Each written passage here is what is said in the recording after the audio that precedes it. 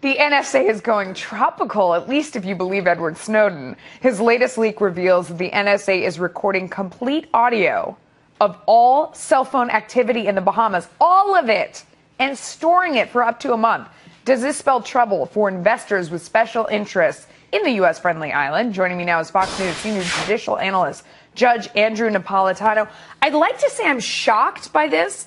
It's kind of what I suspected, but I do. First of all, do you believe him? Do you believe Edward Snowden? This is true. I believe Edward Snowden because these materials, the way he releases the materials is releasing documentary support for them. Yeah. And the documentary support, which I haven't seen, exists for this. I also believe Edward Snowden because not a single one of his revelations has been denied by the NSA or the federal government. Now, why the Bahamas? I don't know. Well, why the Bahamas. I know, because I know, especially in the Bahamas, there are a ton of companies that have relocated there because it's tax friendly. I mean, you have Joe Lewis. He's a very famous, Forex trader, currency trader who is based there, has attracted a lot of professional athletes in their home offices to one of his properties. But the NSA, there are tons of companies. But the NSA's mission is to look for national security threats, right? Not tax cheats. Well, that's you believe that that's their sole mission. That's their mission under the statute. If the federal government is using the NSA to look for tax cheats under the subterfuge that it's looking for threats to national security, it's not only violating the Constitution, it's violating federal statutes, and the evidence obtained from this would be incompetent as evidence at trial. What else do you think that they would be looking for? I mean, you have companies like Templeton, Royal Bank of Canada, Citigroup and Barclays have big operations there. I mean, they're recording every phone call. That's what he's saying. Every single phone call is being recorded.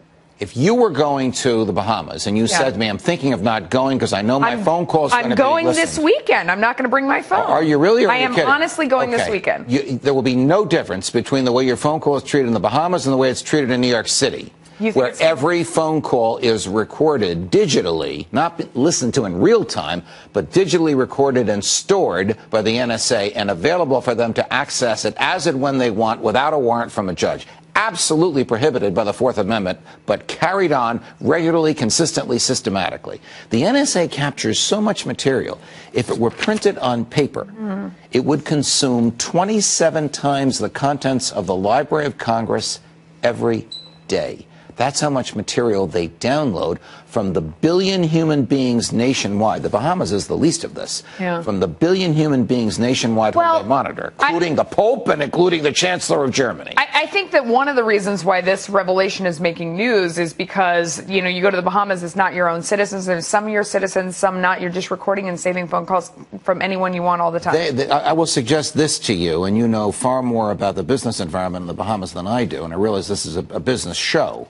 The government of the Bahamas would have to be aware of this. If this is literally 100%, as Snowden says, and the government doesn't deny, that would be impossible without the cooperation of the intelligence and law enforcement in the Bahamian government. And that may produce a political problem for them.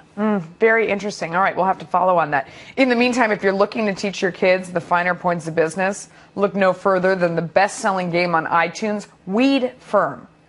Lets you grow from a botany student with a green thumb into a titan of the marijuana industry using your financial acumen and some mild police bribery.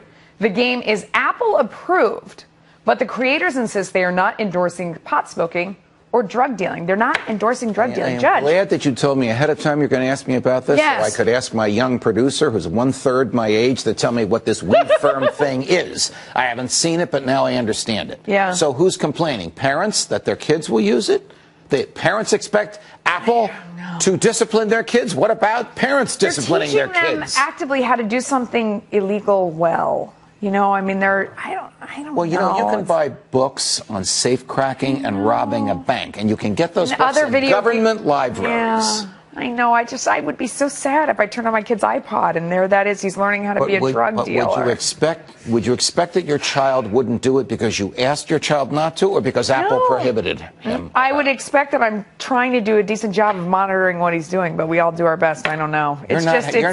Happy with this story. I'm not, because there's the part of me that's like, well, they're just making money and they're doing what they're doing, but then there's the parent part of me that's really distressed about this. This is what our colleague Varney would say: buy Apple stock. Yeah.